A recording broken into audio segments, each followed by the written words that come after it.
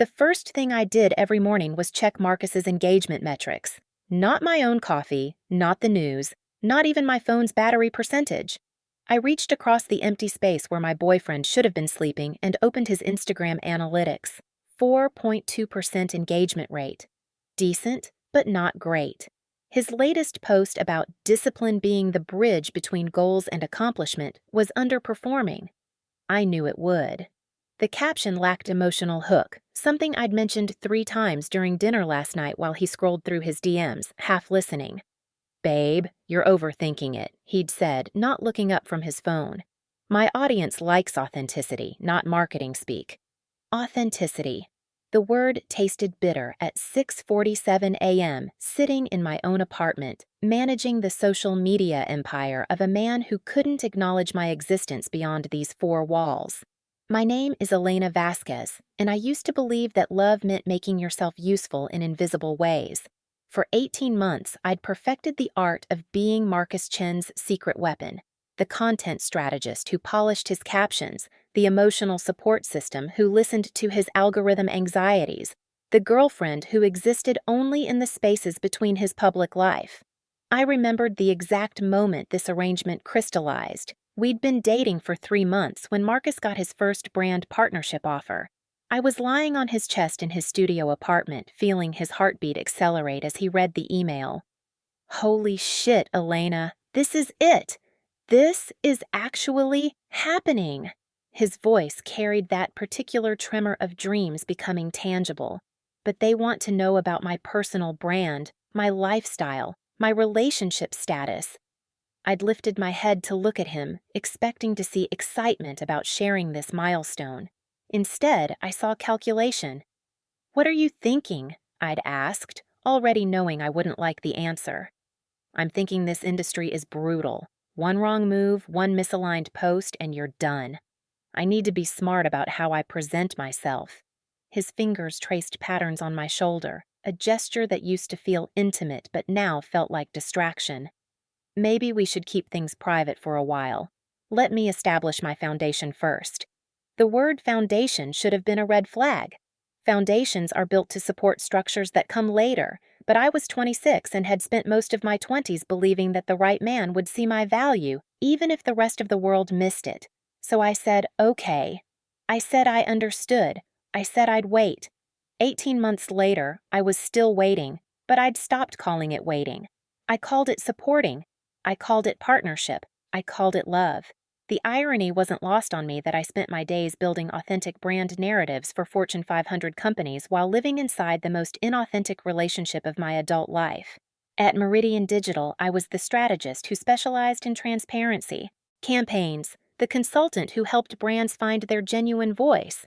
I understood audience psychology, engagement algorithms, the delicate balance between aspiration and relatability. But somehow, when it came to my own life, I'd developed selective blindness. "Good morning, beautiful." Marcus's voice carried through my phone speaker during our daily 7 a.m. call. He always called while doing his morning workout, and I could hear the rhythmic clanking of weights in the background. "How'd you sleep?" "Fine," I lied, not mentioning that I'd stayed up until 2 a.m. researching trending fitness hashtags for his upcoming posts. "How's the workout?" "Brutal. I'm filming content for this new supplement partnership, and the lighting in my gym is shit. I might need to find a new location." The complaint came out automatic, and I knew he was hoping I'd offer a solution. The rooftop gym at the Meridian building has incredible natural light. Floor-to-ceiling windows, city view. I could get you access if you want. The words tumbled out quickly, eager to be helpful, to prove my value in tangible ways. "That's perfect. You're amazing, babe. I don't know what I'd do without you." But even as he said it, I knew he'd never mention my assistance when he posted the content. I'd become an invisible production assistant in my own relationship, credited nowhere but essential everywhere. Later that morning, I sat in Meridian's open concept office, building a brand narrative for a sustainable fashion startup, when my phone buzzed with Marcus's latest Instagram story. A mirror selfie from his gym, caption reading, "Finding new perspectives requires stepping out of your comfort zone. Sometimes the best light comes from unexpected places." My suggestion, repackaged as his insight. My access to the building transformed into his journey of discovery. I stared at the screen, feeling something cold settle in my chest. This was the man who claimed to love me, presenting my ideas as his own personal growth. Elena, you okay? My colleague Sarah appeared beside my desk, holding 2 coffee cups. You look like you just watched someone kick a puppy. Just tired, I managed, accepting the coffee gratefully. Sarah was one of the few people who still asked about my mysterious boyfriend, though I'd gotten skilled at deflecting her questions. How's Marcus doing? Still too busy for us to meet him? Her tone carried gentle teasing, but underneath was genuine concern. Sarah had been watching me disappear into this relationship for months, becoming less available for girls' nights, less present in conversations that didn't revolve around social media strategy. He's actually doing really well. His follower count is growing, and he's getting some great partnership opportunities. I heard myself speaking in press release language, promoting my own boyfriend like he was a client. That's great, but I meant, how is he doing as your boyfriend? When do we get to celebrate his success with you? Guys? The question hung in the air between us, and I felt the familiar panic of trying to explain the unexplainable. How do you tell your friend that your boyfriend's success is partially built on your invisible labor, but he can't risk his brand by acknowledging your existence? Soon, I said, the same word I'd been using for 6 months. Things are just really hectic with his career right now. Sarah's expression shifted slightly, and I saw her registering the pattern. The promises of soon that never materialized. The boyfriend who was somehow always too busy or too stressed or too focused to meet my friends. The way I'd started declining invitations to events where I might be asked to bring a +1. That evening, Marcus came over with Thai takeout and his laptop, settling into my living room like he owned it. This was our routine. Dinner at my place, where he could relax without worrying about his image, followed by what he called content planning sessions, but which mostly involved me offering strategic suggestions while he edited photos and wrote captions. "Babe, look at this," he said, showing me his phone screen. The gym story had performed well, higher engagement than his usual posts, with comments praising his authentic insight and inspirational perspective. "That's amazing," I said, and meant it. Seeing content I'd helped create succeed still gave me a rush of professional satisfaction, even when I received no credit. The lighting really made a difference. "Yeah, I have a good eye for these things." He scrolled through the comments, basking in the digital praise. "My business manager thinks I should do more content about finding inspiration in unexpected places. It's really resonating with my audience." I nodded, swallowing the urge to remind him whose idea it had been originally. This was how it worked. My strategic thinking became his intuition. My professional insights transformed into his natural talent. I'd convinced myself this was partnership, that couples shared ideas freely, that love meant not keeping score of intellectual contributions. But late that night, after Marcus had gone home to his own apartment, he never stayed overnight, claiming his morning routine was too specific for sleepovers. I found myself staring at my ceiling, wondering when I'd become so comfortable being the invisible architect of someone else's success. I used to be a woman who took credit for her work, who demanded acknowledgement for her contributions, who understood her professional worth. Somewhere in the last 18 months, I'd become someone who gave away her best ideas for free and convinced herself it was love. The saddest part wasn't that Marcus was using me. The saddest part was that I'd taught him how. The Meridian Digital Quarterly Client Mixer was the kind of networking event I usually dreaded. Forced conversations with people who measured relationships in follower counts and engagement rates. But as a senior content strategist, attendance wasn't optional. I stood near the bar, nursing a gin and tonic and practicing my elevator pitch when Jake Morrison approached with the easy confidence of someone who'd never met a camera he couldn't charm. "Elena Vasquez, right? From the Meridian team?" Jake extended his hand with a photographer's firm grip. "I've heard great things about your brand authenticity work."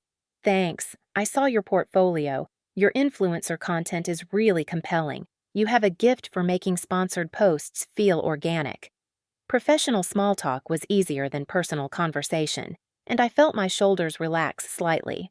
Actually, speaking of influencer content, Maybe you can help me solve a puzzle.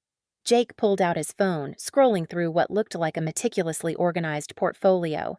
I've been trying to book Marcus Chen for months. He's exactly the kind of client I want to work with, growing audience, solid engagement rates, but his team keeps giving me the runaround. Something cold touched my spine. Marcus Chen. Yeah, you probably know him. Fitness influencer, about 180,000 followers, does a lot of transformation content. Really attractive guy, great aesthetic. Jake's thumb stopped on a screenshot of Marcus's profile. Here's the weird part. I specifically pitched couples content to his business manager.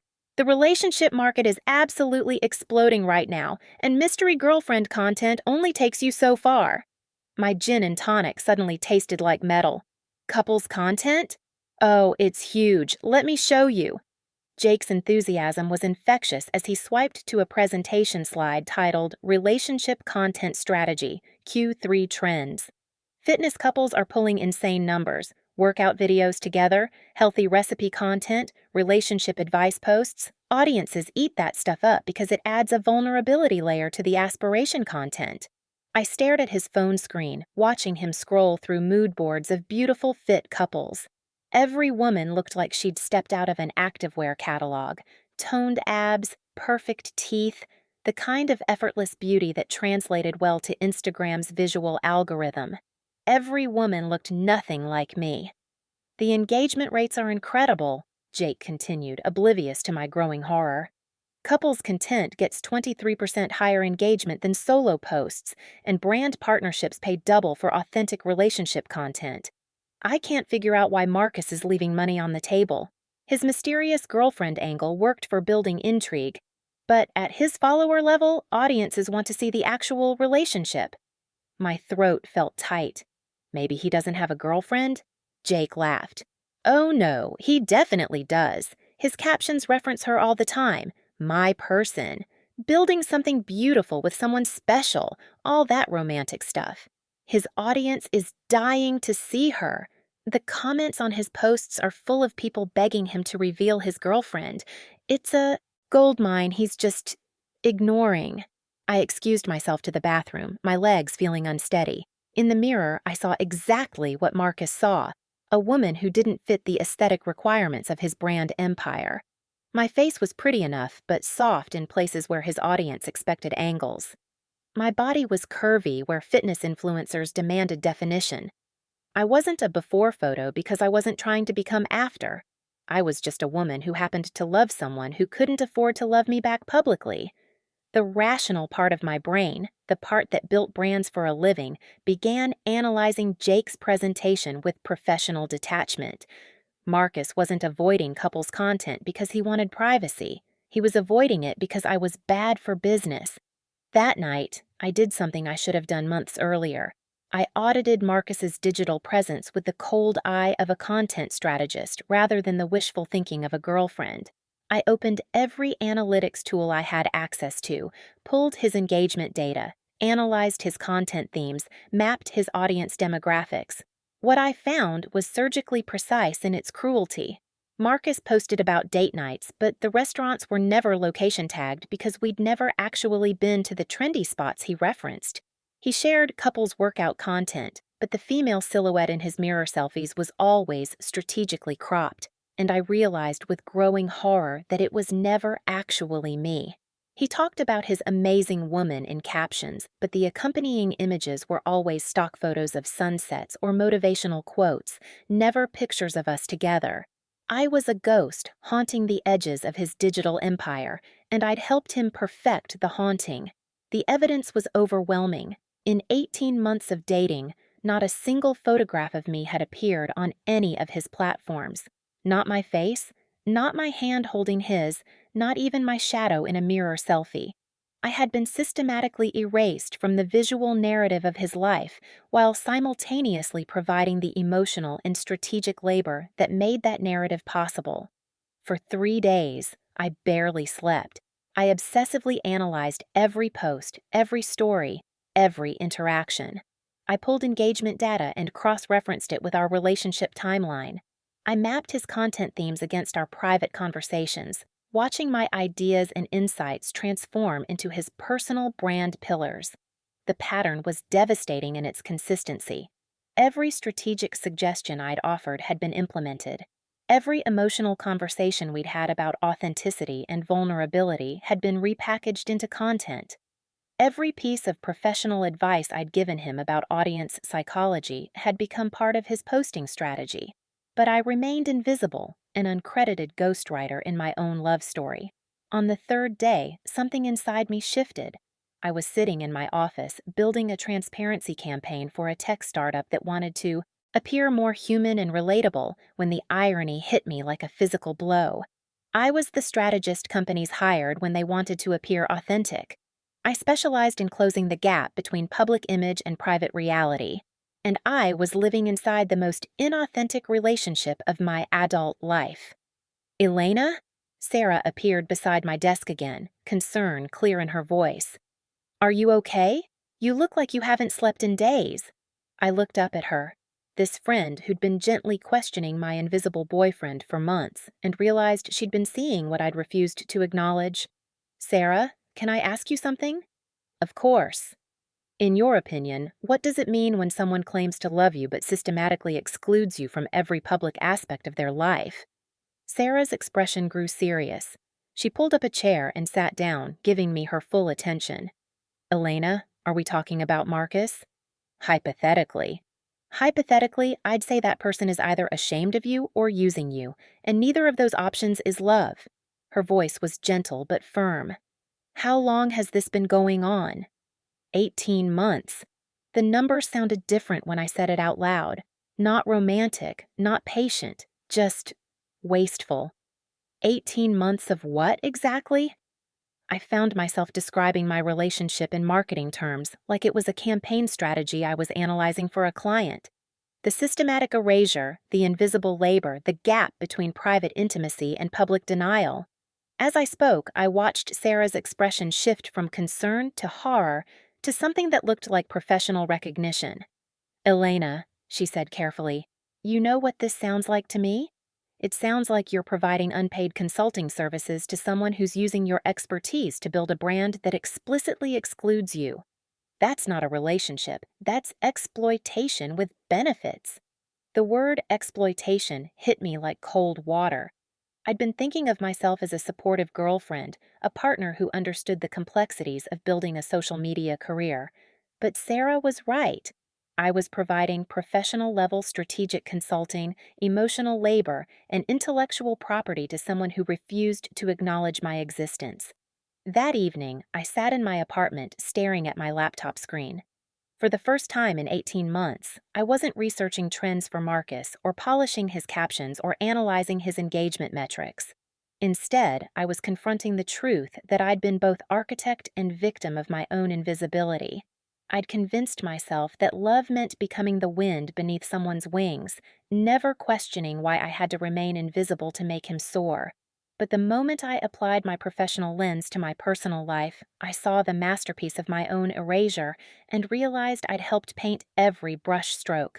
The woman who built authentic brands for a living had been living inside the most inauthentic relationship possible, and tomorrow, Marcus was coming over for dinner, completely unaware that his secret girlfriend had finally learned to see herself clearly.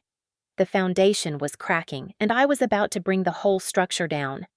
Marcus arrived at my apartment that Thursday evening with his usual easy confidence, carrying Thai takeout and the assumption that my space existed for his comfort.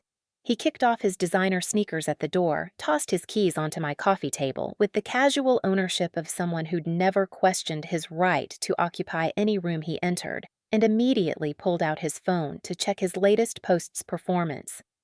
Babe, you won't believe the engagement on today's story. The gym content is really resonating with my audience.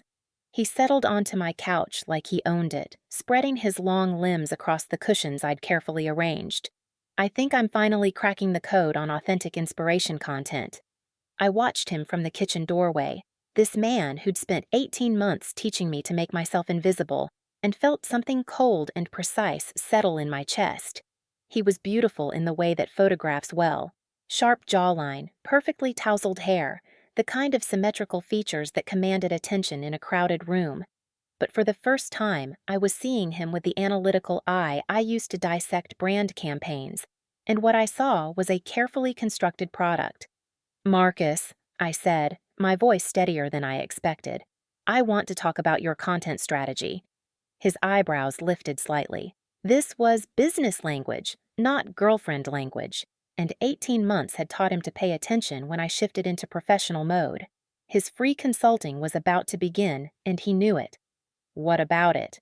He set down his phone, finally giving me the full attention I'd craved for months, though now it felt more like a predator assessing potential threat levels. I opened my laptop and pulled up Jake Morrison's presentation, the mood boards of beautiful fitness couples still glowing on my screen. "Couples content. It's a massive opportunity you're ignoring. Jake Morrison's been trying to book you for months." I watched his face carefully, applying the same micro-expression analysis I used when presenting campaign strategies to skeptical clients. What I saw told me everything I needed to know: recognition, calculation, panic, and finally, resignation. He wasn't surprised by the concept. He was surprised that I'd discovered it. "Elena, you know how complicated things are with my brand right now. The fitness space is brutal, and I'm still building my foundation." "Stop." The word came out sharper than intended, but I was past caring about his comfort. I'd spent 18 months cushioning his feelings while he systematically demolished mine. "I've been building brands for 5 years, Marcus. I know what brand protection looks like, and I know what brand shame looks like."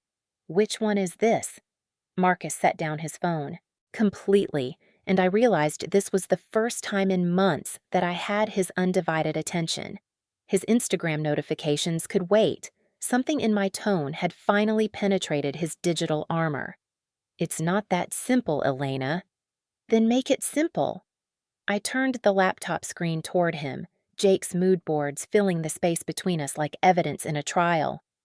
"Explain to me why every other fitness influencer at your level leverages relationship content for engagement and revenue, but you've systematically erased any evidence that you have a girlfriend." The silence stretched between us like a chasm, and I watched him calculate. Not whether to tell the truth, but how much of it he could reveal without completely destroying the illusion we'd both been maintaining. This was Marcus, at his most dangerous, cornered, but still believing he could charm his way out of accountability. "My audience has certain expectations," he said finally, each word chosen with the precision of someone who'd rehearsed this conversation in his head. "The transformation narrative works because people need to see possibility. They need to believe that change is achievable." "And I represent impossibility?" I kept my voice level, professional, the tone I used when clients tried to gaslight me with industry jargon. His face flushed, but he pressed forward with the kind of brutal honesty that feels like violence when it comes 18 months too late. "Elena, look at my comments section. Look at my DMS. These are people who are struggling with weight, with self-image, with feeling like they're not enough.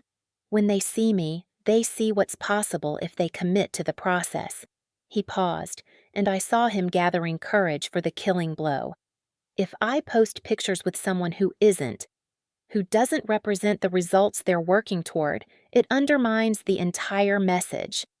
The words hit exactly as intended, surgical strikes designed to make me complicit in my own diminishment.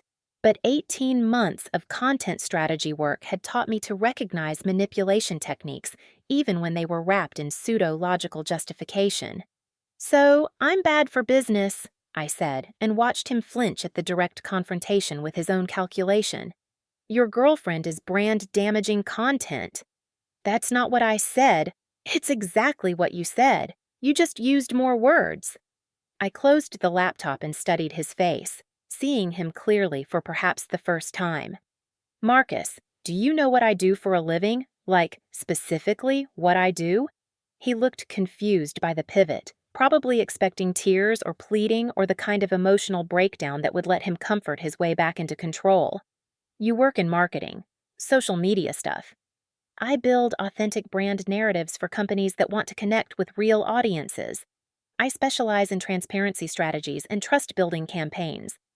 I stood up, moving to the window that overlooked the city lights, each gleaming point a reminder of lives being lived openly, boldly, without shame. And you know what the first rule of authentic branding is? Elena, where are you going with this? I turned back to face him, and something in my posture made him shift backward on the couch. For the first time in 18 months, Marcus looked uncertain in my space. Consistency between private values and public presentation. When there's a gap between who you claim to be and how you actually behave, audiences smell the inauthenticity from miles away. My voice carried the cold precision of a consultant delivering bad news to a client. You built a brand on transformation and authenticity while systematically hiding the woman you supposedly love. You take strategic advice from me in private while presenting those insights as your own intuition in public. You benefit from my emotional and professional labor while denying my existence to the audience that funds your lifestyle. Marcus's face went pale as he began to understand that this conversation wasn't about salvaging our relationship. It was about the aftermath of its inevitable destruction. Elena, what are you saying? I'm saying that you've been running the most inauthentic brand campaign I've ever seen, and I've been your uncredited consultant for 18 months. I smiled, and even I could hear the ice in it. Do you know what happens to brands when their authenticity gap gets exposed? When audiences discover that the person they've been following is fundamentally different from who they claim to be? You're scaring me. The admission slipped out before he could stop it, and I realized that for the first time in our relationship, Marcus was seeing me as something other than a resource to be managed. Good. You should be scared, because I'm not your secret girlfriend anymore, Marcus. I'm a content strategist who just realized she's been living inside the perfect case study for everything that's wrong with influencer culture, and I'm very, very good at my job. When someone tells you that loving them publicly would damage their brand, believe them, and then show them what brand damage actually looks like. What are you saying? Marcus's voice had shifted from confused to wary, and I could see him trying to regain control of a situation that was spiraling beyond his ability to manage with charm and deflection. I'm saying that I'm a content strategist who just realized she's been living inside the perfect case study for a blog about authenticity in the digital age. I opened a new browser window and began typing, the words flowing with the clarity that comes from finally understanding your own story, about the gap between public personas and private behavior, about the women who build men's empires from the shadows while being denied basic acknowledgement. The cursor blinked steadily as I created a new document, and I felt something unlock inside me. Not rage, exactly, but something colder and more strategic. This wasn't about destroying Marcus out of spite. This was about transforming my experience into something powerful, something that could serve me professionally while exposing the truth he'd worked so hard to hide. Elena, think about what you're doing. Marcus leaned forward, his influencer charm finally giving way to genuine panic. This could hurt both of us. Your career, your reputation. People will think you're just a bitter ex trying to get revenge. I laughed, and the sound surprised both of us with its genuine warmth. My reputation as what, Marcus? The woman who made herself invisible to protect someone else's brand? The content strategist who was so good at her job that she erased herself from her own love story? Come on, be realistic. You work in digital marketing. If you publicly attack an influencer, even if everything you're saying is true, it makes you look unprofessional, vindictive. No client will want to work with someone who airs their personal business online. For a moment, his words almost landed. There was logic in what he was saying. The professional risks of public confrontation. The way women who speak truth about powerful men are often labeled as hysterical or vengeful. But then I remembered Jake Morrison's presentation, the engagement rates for authentic content, the growing demand for transparency in digital spaces. Marcus, the only thing that could hurt my career at this point is staying silent about this. I continued typing, each keystroke feeling like reclamation. Do you know how many brands are desperate for authentic voices right now? How many companies want strategists who understand the cost of inauthenticity from the inside? I pulled up my professional portfolio in another browser tab, years of successful campaigns for companies that had chosen transparency over image management. I've built my entire career on helping brands tell difficult truths. The companies that thrive in today's market are the ones brave enough to acknowledge their flaws and show their humanity. You've just given me the most powerful case study imaginable. Marcus stood up abruptly, beginning to pace my living room like a caged animal. Elena, please, think about this rationally. What we had was real. What we have is real. Don't let your emotions destroy something good over a misunderstanding. A misunderstanding? I stopped typing and looked at him directly. Marcus, you just told me that posting pictures with me would undermine your transformation message because I don't represent the results your audience is working toward. Which part of that did I misunderstand? I didn't mean it like that. You meant it exactly like that. And you know what? You're probably right. Your audience might be shocked to discover that their fitness inspiration is dating someone who doesn't look like she stepped out of an activewear catalog. I turned back to my laptop, the blog post taking shape with professional precision. But my audience, the brands that hire me, the companies that value authentic storytelling, they're going to be fascinated by this case study in digital authenticity. What audience? Marcus's voice carried a note of desperation. Elena, you don't have a platform. You work behind the scenes. No one's going to care about some anonymous marketing consultant's relationship drama. It was the wrong thing to say, not because it was cruel, though it was, but because it revealed how little he understood about my professional value. Marcus saw influence only in terms of follower counts and engagement metrics. He couldn't comprehend that expertise and credibility could exist without public performance. You're right, I don't have a platform, yet. I began researching blog hosting options, domain registration, the technical infrastructure I'd need to launch my own content space. But I have something more valuable. I have professional credibility, industry connections, and a story that perfectly illustrates everything that's broken about influencer culture. I pulled up my LinkedIn profile, scrolling through my network of marketing directors, brand managers, digital strategists, and journalists. I have relationships with reporters who cover social media authenticity. I have clients who've hired me specifically because I understand how to build trust with skeptical audiences. I have professional colleagues who've been waiting for someone to intelligently critique the gap between influencer personas and reality. Marcus stopped pacing and stared at me, finally understanding that he wasn't dealing with a heartbroken girlfriend seeking emotional revenge.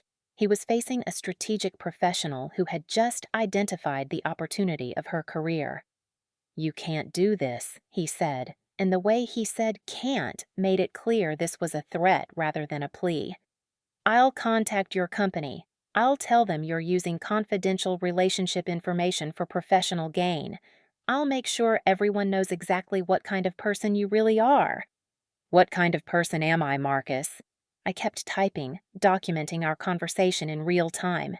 The kind who loved someone completely while he was ashamed to be seen with her, the kind who provided professional-level strategic consulting for free while being systematically erased from his success story? The kind who finally decided to choose her own truth over someone else's comfort? The kind who violates trust? The kind who weaponizes intimacy? The kind who destroys people's careers for personal revenge?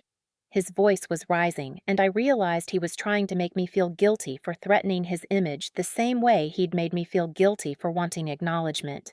No, Marcus. I'm the kind who builds authentic narratives from difficult truths. The kind who helps brands transform their mistakes into meaningful change. The kind who's finally ready to apply her professional expertise to her own story. I looked up from my laptop and smiled. I'm not trying to destroy your career. I'm trying to build mine. The shift in my tone seemed to cut through his panic, and I watched him recognize something he'd never seen before.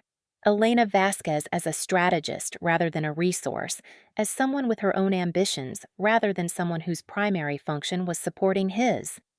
This isn't about us anymore, is it? He said quietly. It was never about us, Marcus. It was about me learning to value myself the way I value my professional work.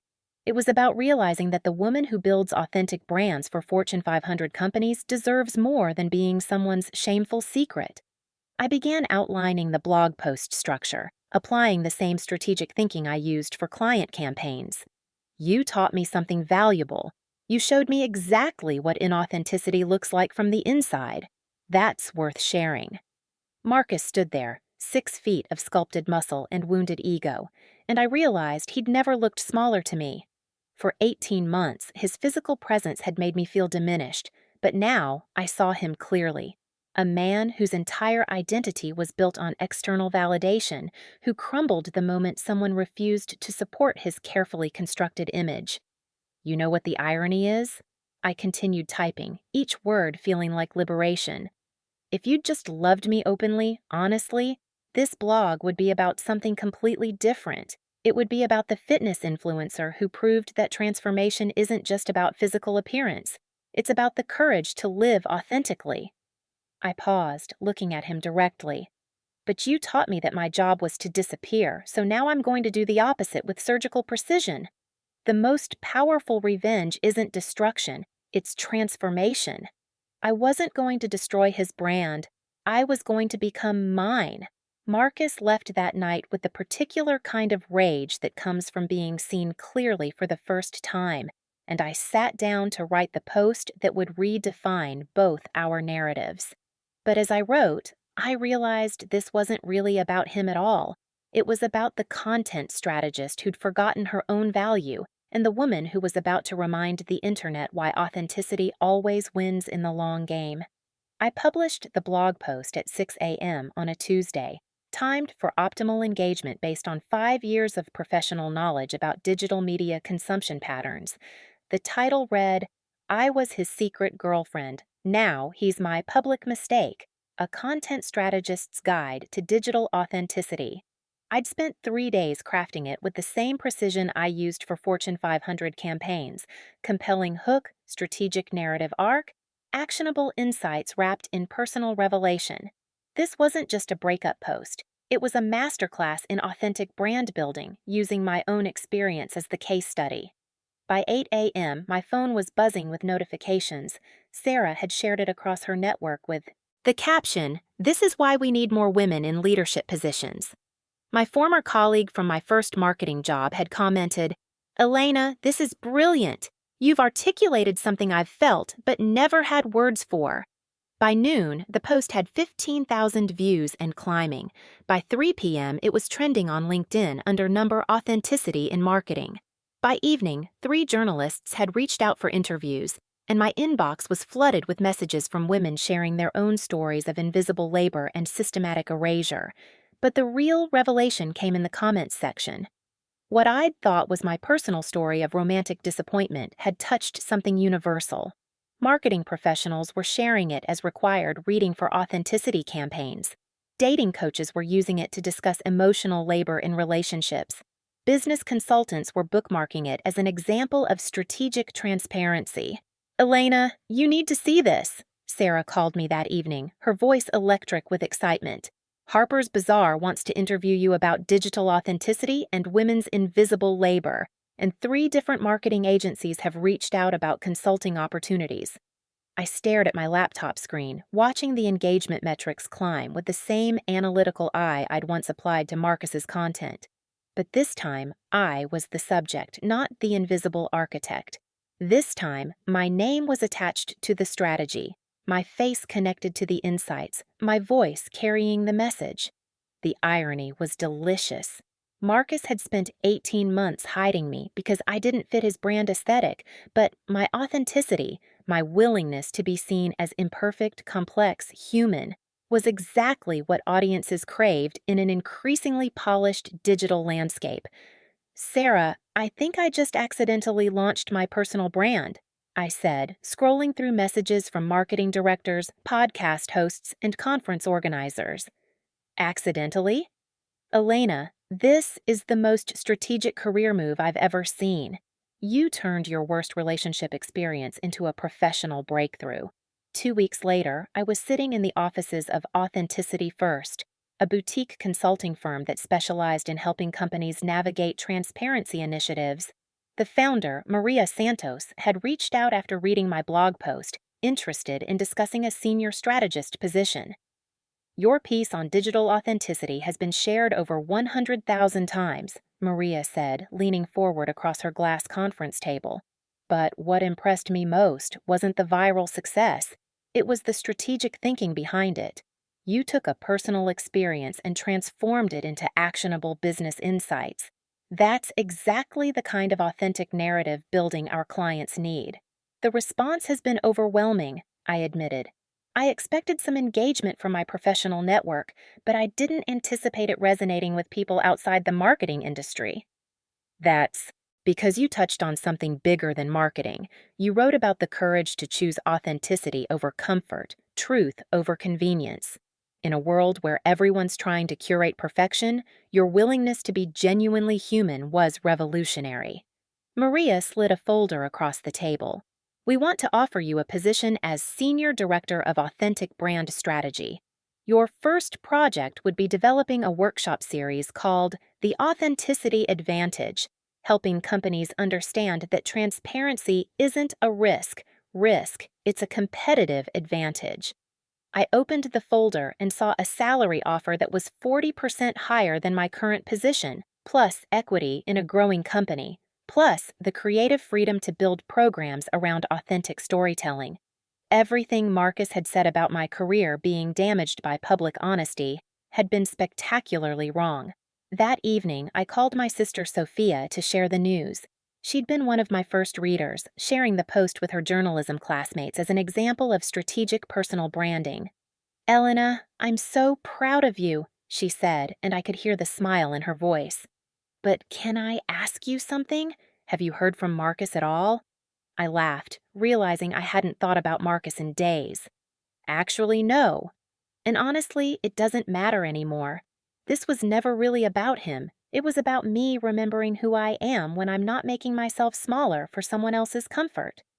"Have you looked at his recent posts?" Curiosity got the better of me, and I pulled up his Instagram while we talked. His latest posts had noticeably lower engagement, and the comments were different, less adoring, more questioning. Someone had commented, "Is this the Marcus from that viral blog post about secret girlfriends?" Another, "Your authenticity feels performative after reading about how you actually treat people."